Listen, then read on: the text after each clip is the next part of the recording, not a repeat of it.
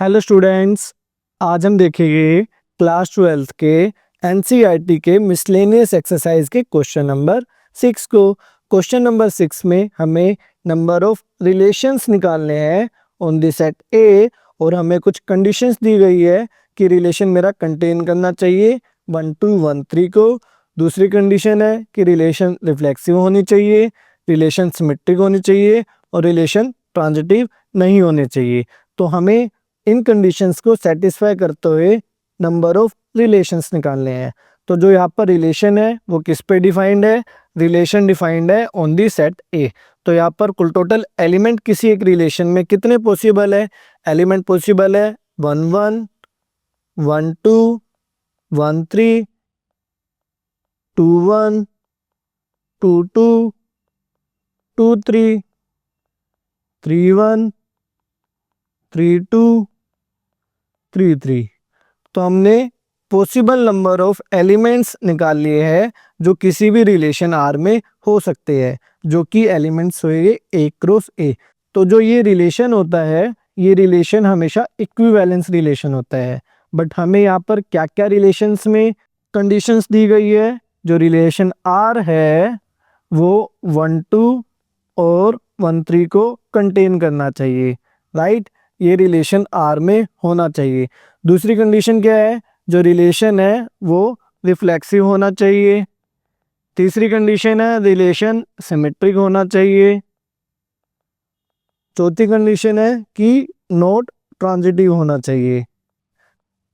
That means जो हमने ये रिलेशन ऊपर लिखा है, ये रिलेशन हमारी कंडीशन ट्रांजिटिविटी को सेटिस्फाई नहीं करता है, तो इस रिलेशन को हम काउंट नहीं करेंगे। तो यहाँ पर अब हम total number of relations find करते हैं। तो यहाँ पर हमें रिलेशन में क्या क्या होना चाहिए? 1 2 1 3 एलिमेंट रिलेशन में होना चाहिए, राइट? अब रिलेशन क्या है? रिलेशन रिफ्लेक्सिव होना चाहिए। रिलेशन रिफ्लेक्सिव होने के लिए 1 1 2 2 3 3 ये रिलेशन आर में होना चाहिए। दूसरा क्या दे रखा है? रिलेशन हमने इस कंडीशन को सेटिस्फाई किया, इस कंडीशन को सेटिस्फाई किया। अब रिलेशन सिमेट्रिक भी होना चाहिए। रिलेशन सिमेट्रिक होने के लिए अगर रिलेशन में 1 2 है, 1 3 है, तो रिलेशन में 2 1 और 3 1 ये भी रिलेशन आर में होएगा, राइट? तो अभी पहली दूसरी तीसरी कंडीशन तो सेटिस्फाई हो रही है। अब हम चौथी कंडीशन को चेक कर लेते हैं कि रिलेशन ट्रांजिटिव है या नहीं है। तो यहाँ पर हम दो एलिमेंट ले लेते हैं। तो यहाँ पर एक एलिमेंट ले लिया 2 1 और 1 3। क्या 2 3 रिलेशन आर में है? 2 3 रिलेशन आर में नहीं है, तो ये रिलेशन क्या है? ट्रांजिटिव नहीं है। तो हमने यहाँ पर एक रिलेशन तो काउंट कर लिया जो सारी कंडीशन को सेटिस्फाई करेगा, ठीक है? अब इसके अंदर हमें क्या निकालने हैं? टोटल नंबर ऑफ रिलेशंस निकालने हैं। क्या इसके अलावा कोई और रिलेशन पॉसिबल है? ठीक है, तो अगर कोई और रिलेशन पॉसिबल है तो ये एलिमेंट्स तो कंटेन करेगा ही करेगा, राइट? अगर यहाँ तक किसी को कुछ भी समझ में नहीं आया तो वीडियो को पॉज करना है और समझना है। तो अभी तक हमने देखा कि कोई भी रिलेशन है उसके अंदर ये एलिमेंट्स तो होने ही चाहिए, राइट? तो यहाँ पर अगर हमें कोई दूसरा रिलेशन बनाना है, से R2 रिलेशन बनाना है, तो उसके अंदर रिलेशन R1 तो होएगा ही होएगा। यानी इसके अंदर हमें और एलिमेंट्स ऐड करने पड़ेंगे नया रिलेशन R2 बनाने के लिए। तो यहाँ पर लेट्स से हमने एलिमेंट R1 में क्या ऐड कर दिया है? 2 3 ऐड कर दिया है। यहाँ पर 2 3 एलिमेंट आर्बिट्रेरी लिया है जो इस रिलेशन R1 में नहीं है। तो अब हमें क्या कंडीशन सेटिस्फाई करनी चाहिए? रिलेशन सिमेट्रिक होना चाहिए, राइट?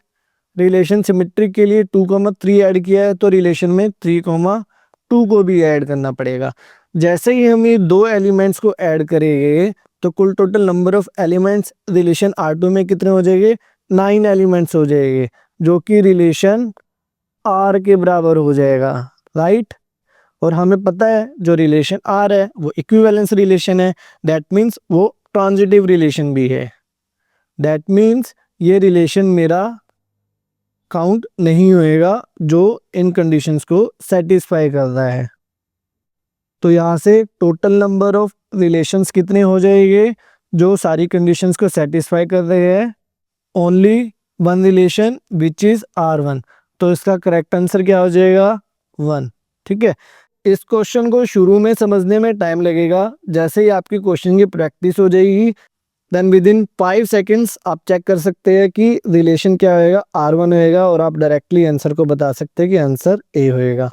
तो यह होता है क्वेश्चन कंप्लीट। इस क्वेश्चन में अगर कोई भी डाउट है तो आपको वीडियो को पॉज करना है, दोबारा देखना है, और अगर नहीं समझ में आता है तो कमेंट सेक्शन में पूछना है और हम वहाँ पर क्वेश्चन को डिस्कस कर सकते हैं।